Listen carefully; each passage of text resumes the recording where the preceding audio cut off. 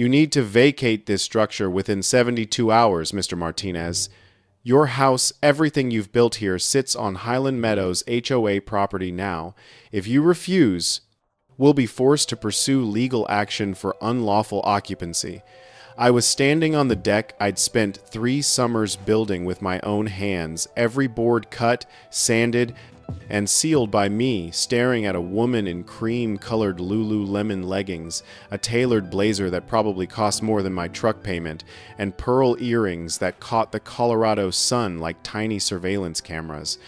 She held a clipboard thick enough to brain a coyote, her platinum blonde hair pulled so tight it looked like a threat, and she was smiling at me like I was a child who'd just been caught stealing cookies.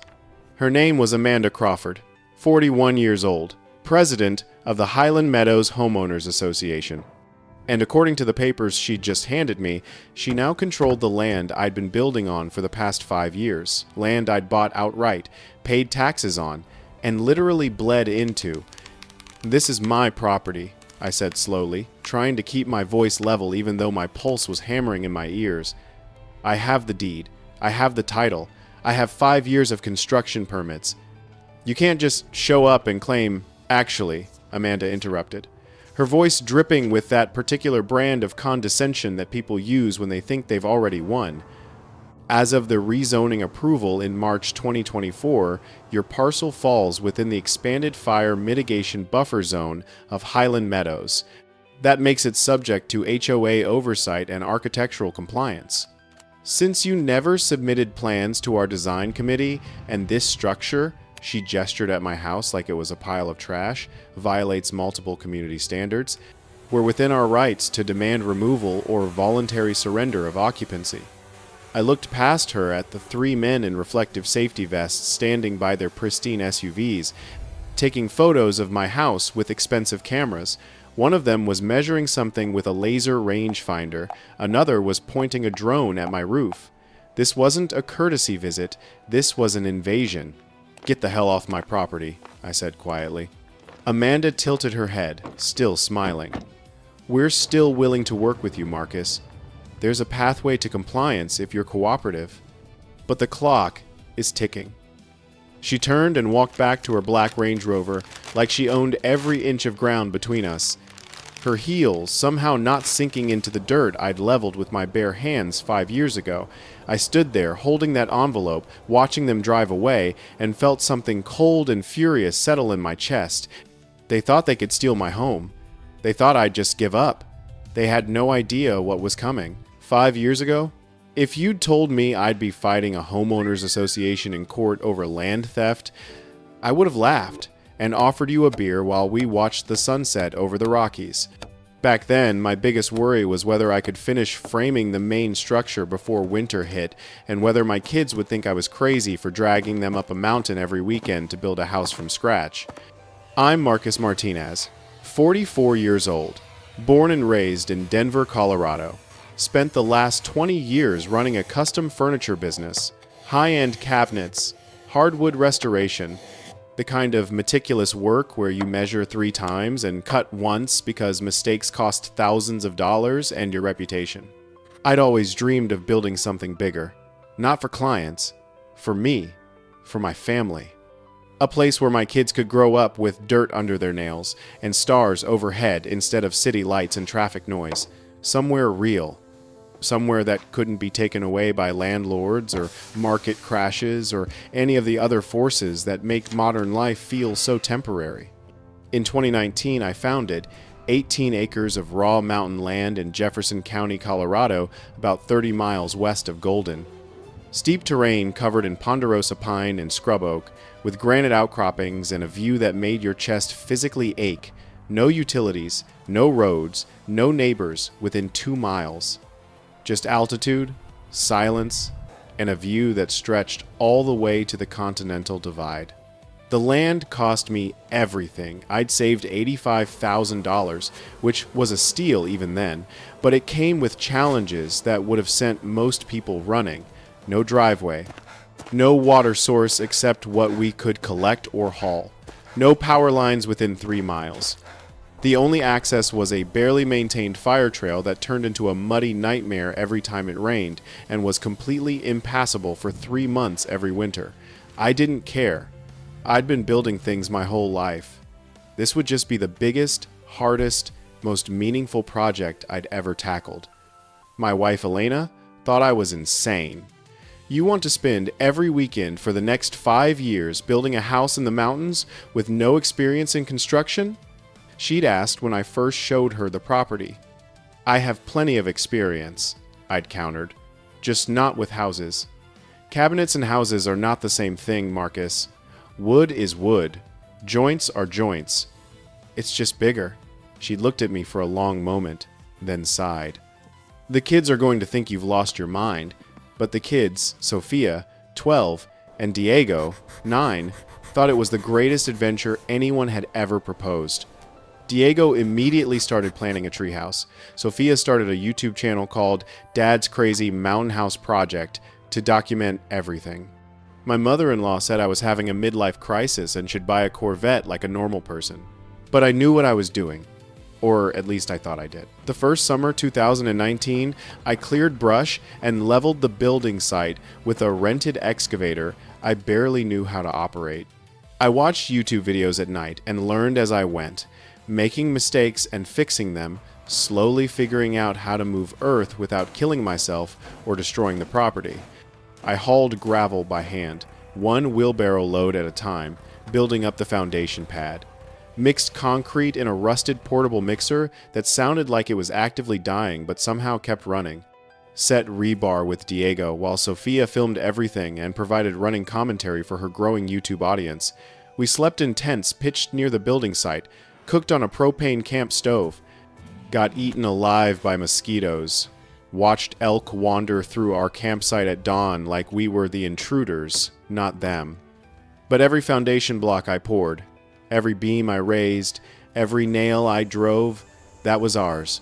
We were earning it with our own hands and our own sweat. By the end of that first summer, I had a foundation. Just a concrete pad with anchor bolts waiting for framing, but it was there. Solid, real, proof that this crazy dream was actually possible. Year 2, I started framing. I'd taken a weekend course on timber framing and studied dozens of books and videos.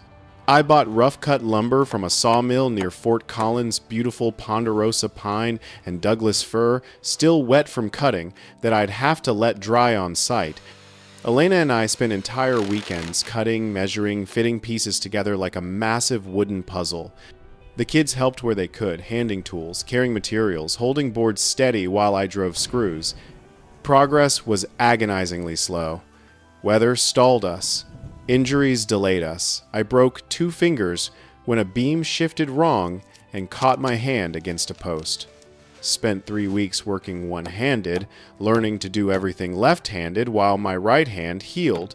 There were weekends we couldn't make the drive because of snow blocking the fire trail. Months where money was so tight I had to choose between buying materials and paying the mortgage on our house in Denver, but we kept coming back. Because this wasn't just construction. This was proof that ordinary people could still build something extraordinary with their own hands and determination. By year 3, the frame stood like a skeleton rising out of the rocks, posts, and beams, creating the outline of what would become our home. I built the walls from reclaimed barn wood I'd salvaged from a demolished homestead near Fort Collins, spending hours cutting and planing each board to fit. Year 4 brought walls, a roof, and windows. We installed solar panels salvaged from a foreclosed property, 8 panels that had cost someone $15,000 new and that I bought for $800 at auction. Set up a rainwater collection system feeding into 3 500-gallon tanks. Built a composting toilet that Diego immediately named the Throne of Solitude, and that became a running joke in Sophia's YouTube videos. Last year, 2024, we finally got the interior finished. Hardwood floors milled from beetle kill pine that I'd bought from a Forest Service salvage sale. Kitchen cabinets I'd built in my shop in Denver and hauled up the mountain one at a time, carefully wrapped and strapped to my truck. A stone fireplace that Elena and I mortared together over 3 brutal weekends in July, carrying river rock up from a creek bed a half-mile away. It was beautiful. Rustic and rough in places, but solid and real. The kind of house that felt earned rather than bought. Every detail had intention. Every surface had a story. We were planning to move in permanently this fall. Rent out the Denver house to help cover the mortgage. Let the kids finish school in the Mountain District. Start the life we'd been building toward for 5 years. And then Amanda Crawford showed up with her clipboard and her threats and her claim that everything I'd built was now somehow hers to control. It started with the letter. I found it wedged in my mailbox at the Denver house 2 weeks before Amanda's visit, a thick cream-colored envelope with Highland Meadows HOA embossed in gold lettering that looked like it had been designed to intimidate. Inside was a formal notice, professionally printed on heavy cardstock, informing me that my property had been incorporated into the Highland Meadows community boundary as part of a fire mitigation and development expansion initiative approved by Jefferson County in March 2024. The letter claimed my structure, they didn't even call it a house, was now subject to Highland Meadows architectural review standards, and that I needed to submit detailed plans, pay a $5,000 compliance assessment fee, and agree to conditional occupancy restrictions. The deadline was 30 days from the date of the letter. If I didn't comply, I'd face enforcement actions, including, but not limited to, occupancy restrictions, fines, and potential legal proceedings. I read it 3 times, trying to make sense of it. Highland Meadows was a gated luxury community about 2 miles east of my property. Massive custom homes with manicured lawns, private hiking trails, a clubhouse with a gym and spa and restaurant, the kind of place where HOA dues cost $800 a month and where residents drove Range Rovers and Teslas and complained if their neighbors' trash cans were visible from the street. I'd driven past it a few times over the years, never gave it much thought because it was nowhere near my land and had nothing to do with me. But apparently, that had changed. I called the number on the letterhead. A cheerful voice answered on the second ring. Highland Meadows Community Management, this is Brittany speaking. How can I help you today? I got a letter saying my property is now part of your HOA. I said, trying to keep my tone neutral. That doesn't make sense. I own my land outright. I'm not in any HOA. I never agreed to join anything. Oh. Brittany's voice shifted to that practiced sympathy people use when they're reading from a script. You must be one of the properties affected by the boundary expansion. Let me transfer you to our compliance director. She can explain everything. The line clicked, held for 30 seconds of bad hold music. Then a new voice, smooth, confident, slightly condescending. This is Amanda Crawford. How can I help you? I explained the situation, told her I'd bought the land 5 years ago, had been building on it legally with proper permits, and had never heard anything about HOA expansion until this letter arrived. She listened without interrupting, which somehow made it worse, like she was letting me exhaust myself before explaining why everything I just said was irrelevant. Mr. Martinez, she said when I finished, I understand your confusion. The expansion was approved through proper channels with the County Planning Commission. Your property now falls within our extended fire safety perimeter, which means it's subject to community oversight for safety and aesthetic consistency. I never agreed to join an HOA. You don't have to agree to join. The zoning change was administrative. It's already in effect. That's not legal. You can't just claim someone's property without their consent. Actually, it is legal. HOA boundary expansions for safety purposes are permitted under Colorado law when approved by the appropriate county authorities. I'd be happy to send you the documentation. But in the meantime, you'll need to submit your architectural plans and pay the assessment fee by the deadline. Otherwise, we'll be forced to pursue non-compliance proceedings. There was something in her tone, not quite threatening, but definitely not friendly. Like she was daring me to argue further. What happens if I don't comply? I asked. Then we follow our standard enforcement procedures. Fines, liens against the property, potential legal action to bring the structure into compliance, or restrict occupancy. We don't want to go down that road, Mr. Martinez. It's much easier if you just work with us. I hung up without responding and immediately called my buddy Carlos, who worked in the Jefferson County Planning Office and had helped me navigate the permit process when I first bought the land. "Pull up parcel J447092, I told him. "That's my land. Check the current zoning designation." I heard typing, then silence. Then, "Mirda, what? Your parcel is showing a new overlay. Fire Mitigation Buffer Zone, designated March 2024, shows it's now under Highland Meadows Community Jurisdiction for development compliance. How the hell did that happen? That's my property. They can't just change the zoning without notifying me." "I don't know, Marcus. This kind of change usually requires public notice and a hearing. Let me dig into the Planning Commission records and see what I can find."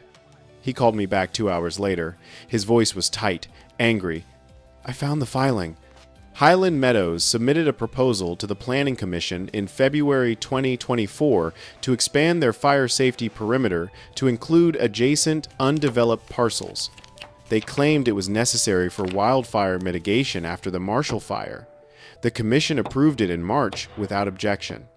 Without objection because nobody knew about it. Where was the public notice? That's the thing for fire safety overlays. They don't need individual property owner notification. They just have to publish a notice in the legal section of the county newspaper and post it online. Most people never see those notices, so they can just steal someone's property rights by publishing a legal notice nobody reads. They're not technically stealing your property. You still own it. But yes, they can impose HOA jurisdiction through the overlay designation. The question is whether they followed proper procedure and whether the expansion was actually necessary for fire safety or if they're abusing the process for other reasons. That question kept me awake all night. Because looking at that letter again, the heavy cardstock, the formal language, the tight deadline, the assessment fee, this didn't feel like fire safety. This felt like a shakedown. And I had a sinking feeling it was about to get much worse.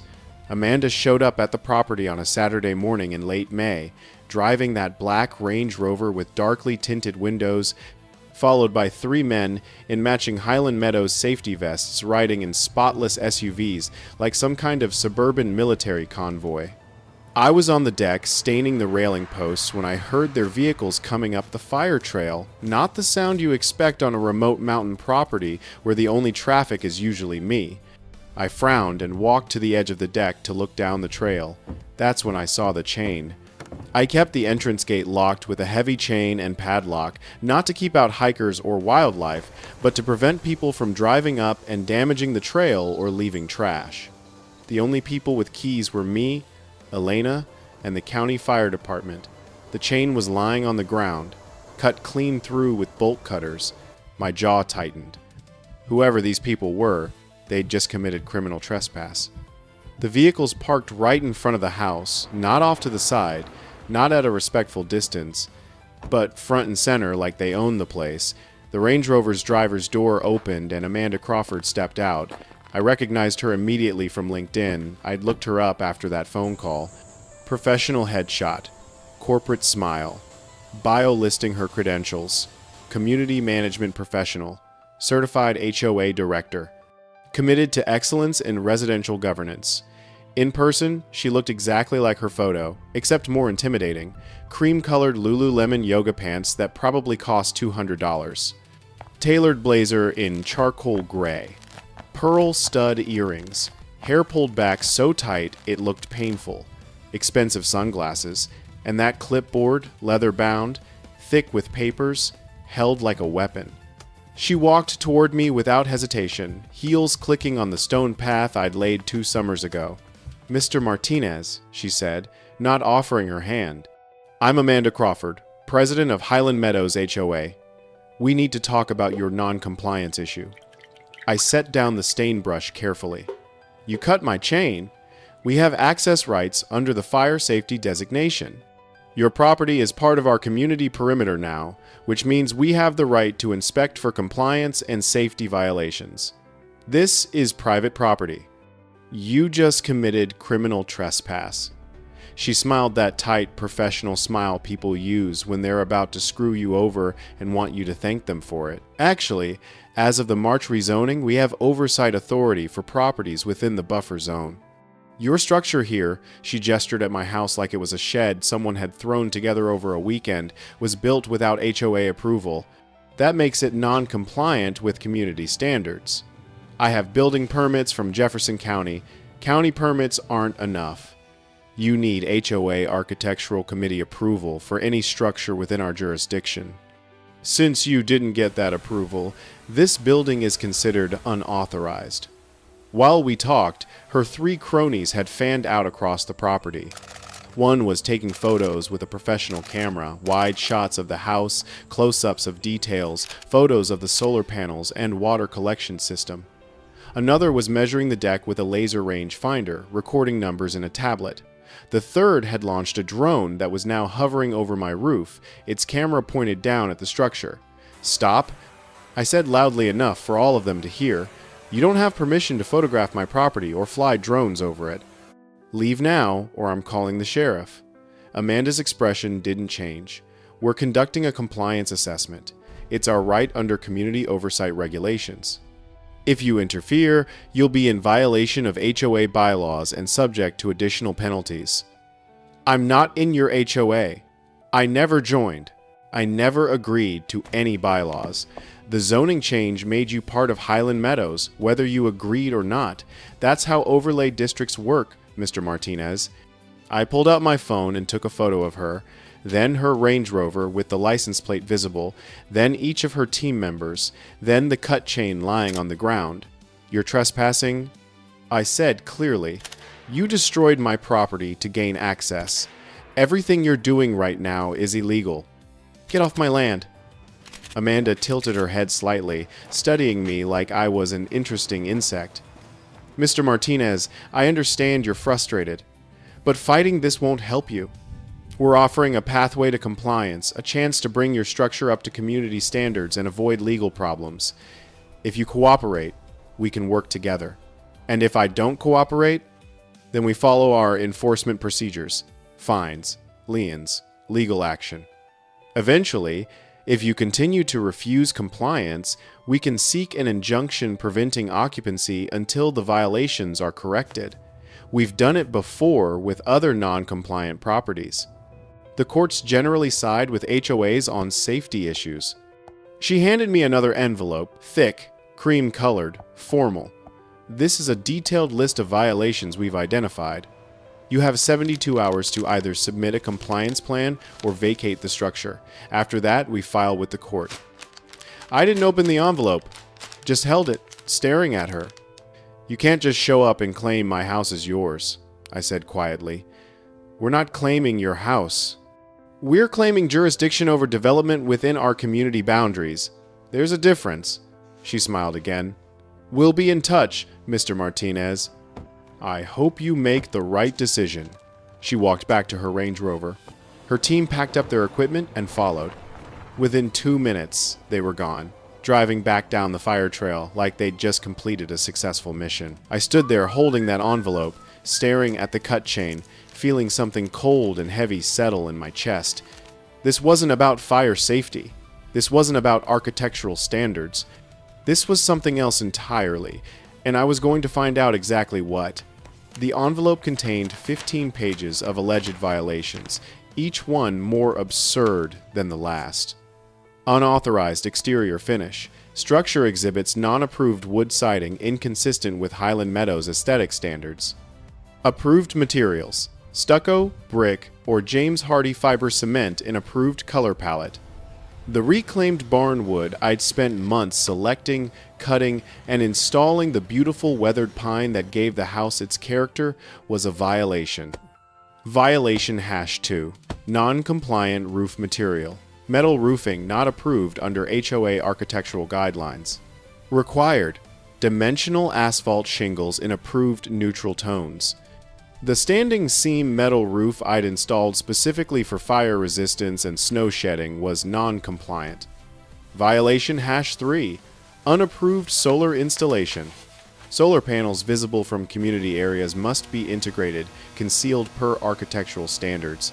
The solar panels that powered my entire house, my only source of electricity 30 miles from the nearest power line, needed to be concealed. Violation #4, non-standard rainwater collection system. Visible water storage tanks require architectural screening and committee approval. Violation #5, unauthorized deck construction. Deck extends beyond approved building envelope and lacks proper railing specifications. Violation #6, non-compliant chimney design. Violation #7, unapproved window placement and style. The list went on and on. Every single design choice I'd made, every detail I'd spent hours researching and implementing was somehow a violation. At the bottom was the assessment. Estimated compliance cost $175,000 to $200,000. To bring my 5-year labor of love into compliance, I'd essentially have to tear down and rebuild everything to their specifications. Specifications designed for luxury suburban homes in a gated community, not for an off-grid mountain house built by hand on raw land. Elena read through the list that night, her expression shifting from disbelief to anger. "This is insane," she said. "They're telling you to tear down everything we built and rebuild it as some generic HOA McMansion?" "That's exactly what they're telling me. Can they do this?" "I don't know, but I'm going to find out." I spent that night researching Colorado HOA law, reading court cases, trying to understand how any of this could be legal. What I found wasn't encouraging. HOAs in Colorado have broad powers, especially when they claim to be acting for safety or community welfare. Courts generally defer to HOA architectural committees on questions of aesthetic standards, and boundary expansions for fire safety were explicitly permitted under state law after the devastating Marshall Fire in 2021. But something still didn't add up. The violations weren't about fire safety. They were about aesthetics, control, and money. Why would an HOA 2 miles away care this much about a single off-grid house on remote mountain property? I pulled up Highland Meadows' website and started digging. Found their master plan documents, their development proposals, their long-term growth strategy. And that's when I found it. A reference to Phase 3 expansion, Ridge Properties development. I clicked through to a PDF buried deep in their planning documents. It was a proposal for future luxury home sites on the ridge west of Highland Meadows, exactly where my property was located. The proposal showed concept drawings of high-end mountain estates. Exclusive ridge-top living with panoramic views. Limited availability, 12 custom home sites. Price range, $2. 5 M- $4 M. My property was marked on their map, not as an existing private parcel, as Lot 7 Premium Vista Site. They weren't trying to regulate my house, they were trying to take my land. I called an emergency meeting with Carlos the next day. We met at a coffee shop in Golden, away from prying eyes and HOA spies. "Pull up the GIS data for my property," I told him. Not the current data, the historical data from 2019 when I bought it. He opened his laptop and accessed the county's geographic information system. What am I looking for? Compare the property boundaries from 2019 to now. Tell me if anything changed. He pulled up both maps side by side, studied them, zoomed in. His expression darkened. "Mirda," he muttered again. "What?" "Your western property line. It's different." "How different?" "About 80 feet. The current GIS data shows your boundary running almost 80 feet east of where it was in 2019. That puts a significant portion of your house, including the deck and part of the main structure, inside what they're now claiming is HOA territory." "Who changed it?" He clicked through the edit history. The modification was made in March 2024 by Highland Meadows Consulting Group, submitted as a technical boundary correction during the Fire Safety Overlay Review. A technical correction? They moved my property line 80 feet and called it a technical correction? It's a gray area. If there's a legitimate survey discrepancy, Corrections can be made administratively. But this, he shook his head. This doesn't look like a correction. This looks like theft. Can you get me the original survey data? The one that was filed when I bought the property? Yeah, give me a day. He called me back the next morning. Marcus, you need to see this. We met again. He showed me both surveys side by side, the original from 2019 and the corrected version from 2024. The original showed clear, straight property lines based on GPS coordinates and iron survey markers physically placed on the ground. The new version showed a curved line that conveniently placed my house partially inside Highland Meadows' claimed territory. This is fraud, I said. They altered public records to make it look like my property extends into their jurisdiction.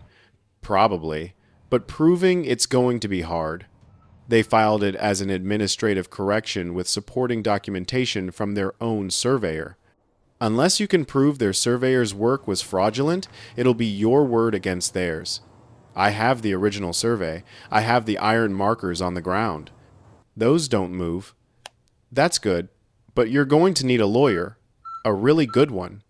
I already knew who to call. Patricia Reyes wasn't just any property attorney. She was a legend in Colorado legal circles, the lawyer who'd taken down 3 different HOAs for fraud, abuse of power, and illegal property seizures. Her office walls were covered with framed newspaper articles.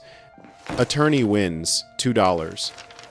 3M settlement against HOA. Homeowners prevail in landmark property rights case. HOA dissolved after corruption scandal. We met at her office in Boulder on a fitty Wednesday afternoon. I brought everything: the original deed and survey, all my building permits, the HOA's violation letters, the GIS data showing the boundary change, the Highland Meadows development proposal showing my property marked as Lot 7. Patricia reviewed it all methodically, occasionally making notes on a yellow legal pad. She was in her 50s. Gray hair cut short, wearing jeans and a blazer, with a kind of focused intensity that made you understand why HOAs feared her. After about 30 minutes, she looked up. They're trying to force a hostile takeover of your property, she said flatly. Everything they've done, the rezoning, the boundary manipulation, the manufactured violations, is designed to create legal confusion and financial pressure until you either sell or surrender control. Can they actually do this? Legally? No. But if they can tie you up in litigation long enough and drain your resources fighting multiple fronts, they're betting you'll fold before it gets in front of a judge who actually examines the evidence. I'm not folding. Good. Because we're going to bury them. She pulled out a fresh legal pad and started making a list. First, we file a complaint with the Colorado Attorney General's office for fraud and falsification of public records. Second, we demand a complete audit of all property record modifications made by Highland Meadows or their consultants. Third, we hire an independent surveyor to verify your original property boundaries and document the fraud. Fourth, we sue Highland Meadows HOA for illegal seizure, harassment, fraud, and intentional infliction of emotional distress. How long will this take? Months. Probably a year or more if they fight it. And it's going to be expensive, probably $50,000 to $75,000 in legal fees before we're done. I thought about the house. 5 years of work. Every weekend, every vacation, every dollar of savings, the kids' faces when they saw their rooms finished for the first time. Elena smiled when we finally got the kitchen working. Do it, I said, whatever it costs. They're not taking my home. Patricia smiled, not the fake corporate smile Amanda Crawford had used, but a genuine predator's grin. They picked the wrong person to fuck with, mister. Martinez. She started drafting complaints that afternoon.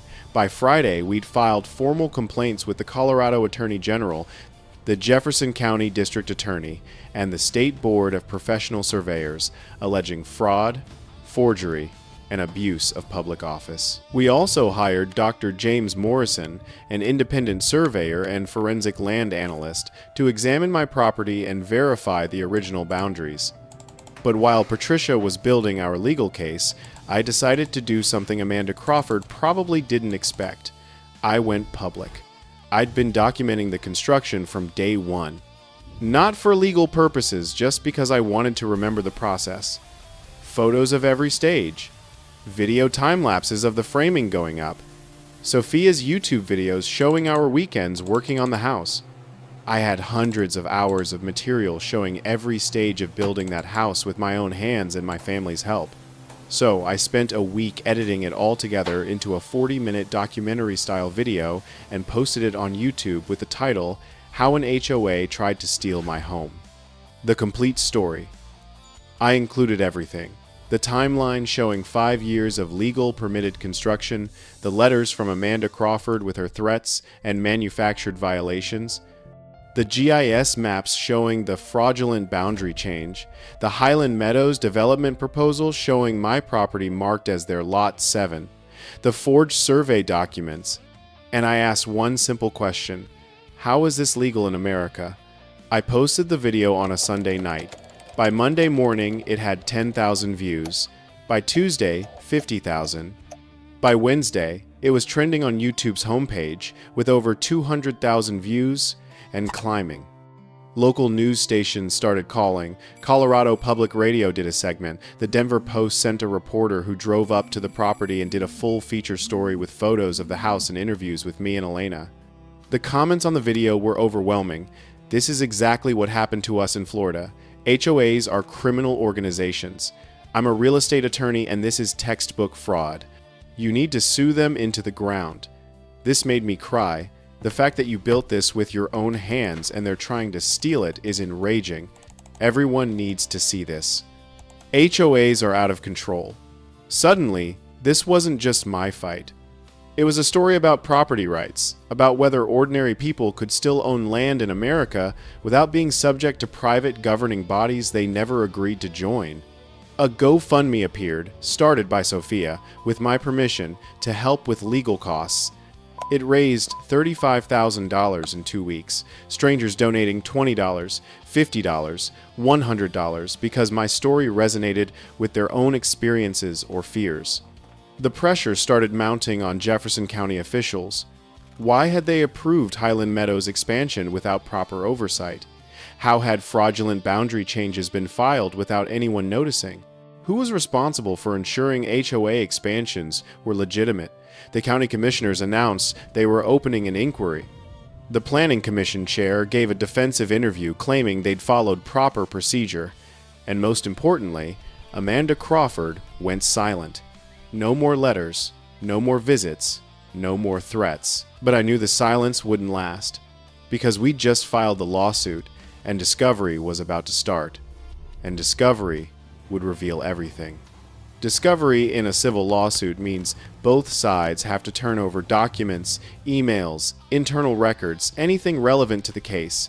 It's where the truth comes out, whether you want it to or not. Patricia requested everything from Highland Meadows, meeting minutes from the past 3 years, financial records, all communications related to the boundary expansion, internal memos discussing my property, contracts with surveyors and consultants, development proposals, literally everything. Highland Meadows tried to fight the discovery request, claiming much of it was privileged or irrelevant. But the judge, a no-nonsense woman named Sarah Blackwell who'd seen her share of HOA bullshit, ordered them to comply. What we got back was a treasure trove. The first smoking gun was an email thread from January 2024 between Amanda Crawford and a land development consultant named Brian Westwood. The subject line, Phase 3 Expansion, Ridge Properties Acquisition Strategy. Amanda's email laid it out explicitly. We need to move on the Ridge properties before word gets out about Phase 3. Target the owner-built structures first. They're more vulnerable to compliance, pressure, and less likely to have resources to fight back. Use the fire safety overlay to establish legal jurisdiction, then force compliance through violations. Goal is to acquire at least 5 properties over the next 18 months. Martinez property is prime target, good elevation, no legal protection, owner appears isolated. Another email, this one from Brian Westwood. Recommended approach: use administrative boundary adjustment to bring target properties inside HOA jurisdiction. If we can shift the GIS boundaries before owners notice, we establish de facto control. By the time they realize what's happened, we'll have legal framework in place to force compliance or acquisition. Cost to implement: approximately $15K in surveyor fees and filing costs. Projected return: $2. $8M in land sales to Phase 3 developer. There was more. Financial projections showing Highland Meadows planned to acquire my property and 4 others, then sell them as a package to a luxury home developer for $3.2 million. My property alone was valued at $650,000 in their assessments, more than 7 times what I'd paid for raw land. They weren't trying to enforce HOA standards. They were trying to steal valuable land and flip it for massive profit. Patricia was practically glowing when she reviewed the discovery documents. This is fraud. This is conspiracy. This is every property rights attorney's dream case. They documented their own criminal conspiracy in writing. What do we do with it? We go nuclear. She filed an amended complaint adding fraud, conspiracy to commit theft, racketeering RICO violations usually reserved for organized crime, but applicable when multiple people conspire to commit fraud for profit, falsification of public records, and violations of Colorado's Organized Crime Control Act. She also sent copies of everything to the Colorado Attorney General's Office, the FBI's White Collar Crime Division, the Jefferson County District Attorney, the State Real Estate Commission, every news outlet that had covered my story. The response was immediate and devastating for Highland Meadows. The Attorney General announced a formal criminal investigation into Highland Meadows HOA and its leadership. The FBI opened a preliminary inquiry into potential wire fraud and conspiracy. The State Real Estate Commission suspended the licenses of 2 of Highland Meadows' contracted consultants pending investigation. And the news coverage went from HOA dispute to alleged criminal conspiracy to steal property. Highland Meadows board started collapsing. 3 board members resigned within a week, issuing public statements claiming they'd been misled by Amanda and had no knowledge of the scheme. One of them, a retired engineer named George Chen, reached out to Patricia directly and offered to testify. Amanda ran that HOA like a dictatorship, he told us in a deposition. I tried to ask questions about the expansion project, tried to see the financials, and she threatened me with fines for interfering with official HOA business. After that, I just kept my head down. But I never knew about the fraud. If I'd known they were forging documents and stealing people's land, I would have gone to the police immediately. Brian Westwood, the consultant who'd helped orchestrate the whole scheme, lawyered up and stopped responding to any inquiries. And Amanda Crawford? She doubled down. 2 weeks after the amended complaint was filed, Amanda called an emergency Highland Meadows community meeting. The notice went out to all 200-plus HOA members with the subject line, "Defending our community against false allegations, mandatory attendance." I wasn't invited. I wasn't technically an HOA member, despite their claims. But a local news station sent a camera crew, and one sympathetic Highland Meadows resident live-streamed the entire meeting on Facebook. Amanda stood at the front of the clubhouse conference room in full corporate battle armor, navy blue blazer, cream-colored blouse, pearl necklace, hair pulled back in that severe bun. She looked tired but defiant, like a general preparing for a last stand. There have been serious slanderous allegations made against this HOA and against me personally, she began, her voice steady and controlled. Allegations of fraud, conspiracy, criminal conduct. I want to address these claims directly and set the record straight for everyone here. She pulled up a PowerPoint presentation on the screen behind her. The first slide showed my house with the caption, "Unauthorized structure, fire safety risk, non-compliant construction." This property, Amanda continued, pointing at the photo with a laser pointer, was built without proper oversight in a high-risk wildfire zone. The owner refused to comply with basic safety standards and architectural guidelines designed to protect our entire community. When we attempted to address the situation through proper legal channels, he launched a malicious media campaign to avoid accountability and portray himself as a victim. Several people in the audience nodded. Amanda had clearly cultivated supporters who believed her narrative. The so-called evidence of wrongdoing consists of internal planning documents taken completely out of context, she continued. Yes, we explored expanding our community that's not illegal. Yes, we worked with county officials to address legitimate fire safety concerns in the area that's responsible governance. And yes, we attempted to bring non-compliant properties into compliance with safety standards that's literally our job as an HOA board. She clicked to another slide showing emails from residents complaining about eyesore properties and fire risks on the ridge. Whether those emails were real or cherry-picked or outright fabricated, I had no way of knowing. This HOA has been vilified in the media for trying to protect property values and community safety, Amanda said, her voice rising slightly with practiced indignation. We have been accused of crimes we did not commit. We are being sued for doing our jobs.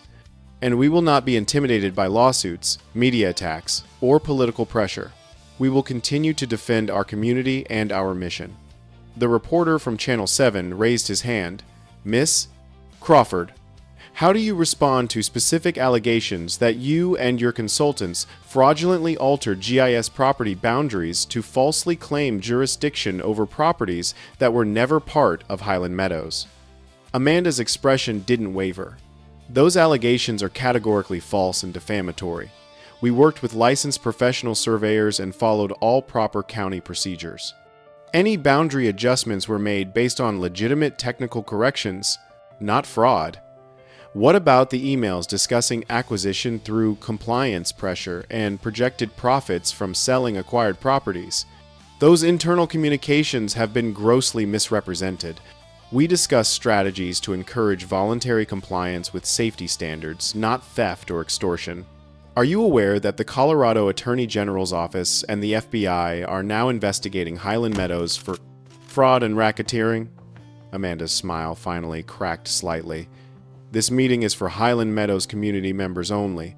Press should direct questions through our legal counsel. The camera operator tried to ask another question, but was escorted out by HOA security.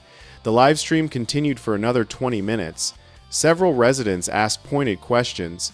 One woman demanded to see the financial records related to the expansion project. Another asked why the board hadn't been informed about the potential Phase 3 development and profit projections. Amanda deflected, obfuscated, and finally ended the meeting early, claiming, "Legal advice from our attorneys prevents me from discussing certain topics while litigation is pending." The live stream ended, but the damage to Amanda's credibility was done. Social media exploded with commentary. Legal analysts called her explanations transparently false. A former federal prosecutor tweeted, "This is what desperation looks like when you've been caught committing fraud and think you can talk your way out." Within 3 days, 5 more Highland Meadows board members resigned. The HOA's insurance company sent a letter disclaiming coverage for any criminal acts. And the remaining board members voted to remove Amanda as president and suspend her pending the outcome of the investigations. But she wasn't done fighting. The Colorado Attorney General filed criminal charges in September 2025, 5 felony counts including fraud, conspiracy to commit theft, forgery of public documents, and abuse of public office. Brian Westwood, facing his own charges, cut a deal with prosecutors. In exchange for a reduced sentence and cooperation, he testified that Amanda had hired him specifically to create a legal framework for acquiring ridge properties through manufactured compliance violations and fraudulent boundary manipulations. He admitted he'd paid a surveyor $8,000 to create false boundary corrections that would bring target properties inside Highland Meadows' claimed jurisdiction. The surveyor, a man named Dennis Kowalski, who'd lost his license in Nevada for similar fraud, was arrested separately. A forensic document examiner confirmed that several records filed with Jefferson County contained forged signatures and falsified survey data. The expert testified that the alterations were deliberate and systematic, not administrative errors. The county assessor's office, under intense pressure and scrutiny, conducted a full audit of all property record changes from 2023 to 2024. They found 12 properties that had been subject to suspicious boundary modifications, all connected to Highland Meadows expansion efforts. My case wasn't unique. I was just the first to fight back publicly. The county issued formal corrections restoring original boundaries for all affected properties.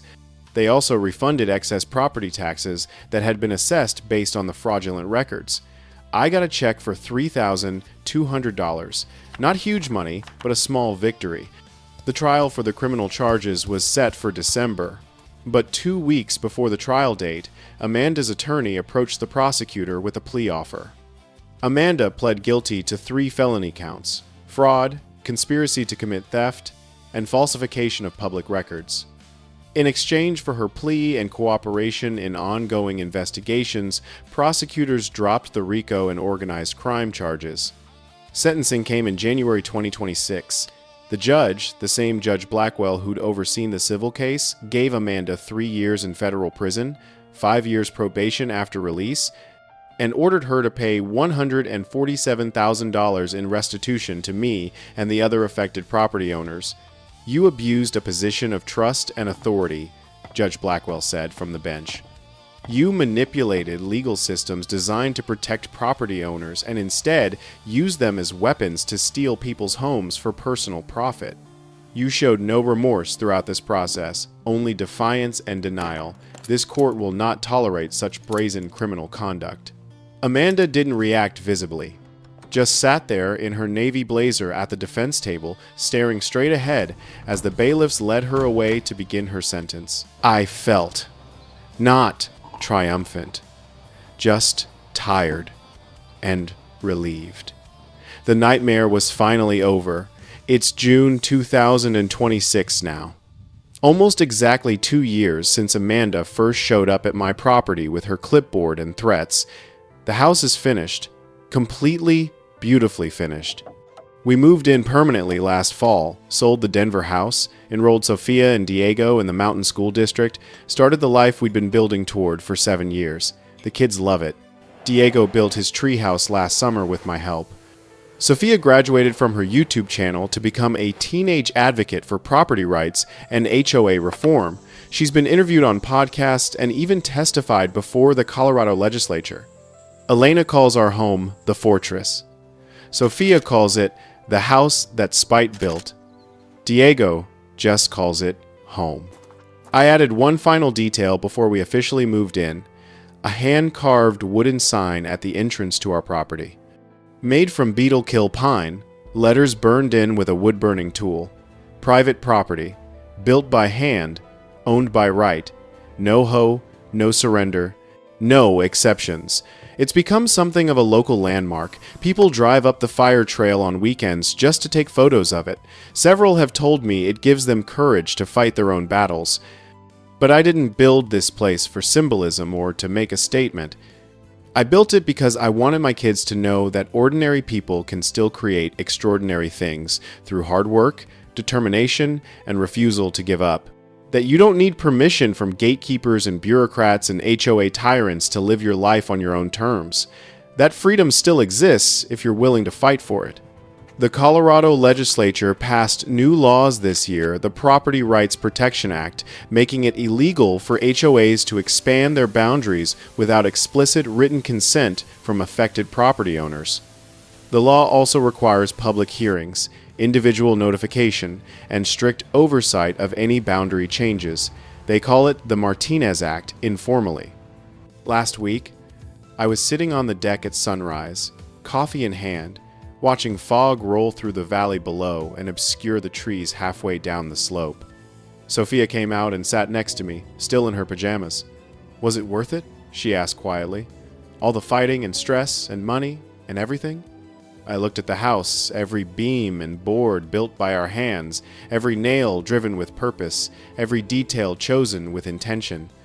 Looked at the mountains stretching out forever, untouched and free. Thought about what this place meant, not just as a house, but as proof that you can still win against power and corruption if you refuse to surrender. Every single second, I said. Because this isn't just a house. It's proof that ordinary people can still build extraordinary things. That power doesn't always triumph.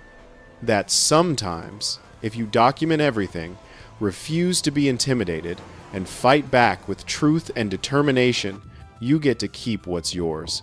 And nobody, not Amanda Crawford, not any HOA, not any bureaucrat with a clipboard and a fake smile can ever take that away. This is our home. We built it, we own it, we defended it, and it's ours forever. The end.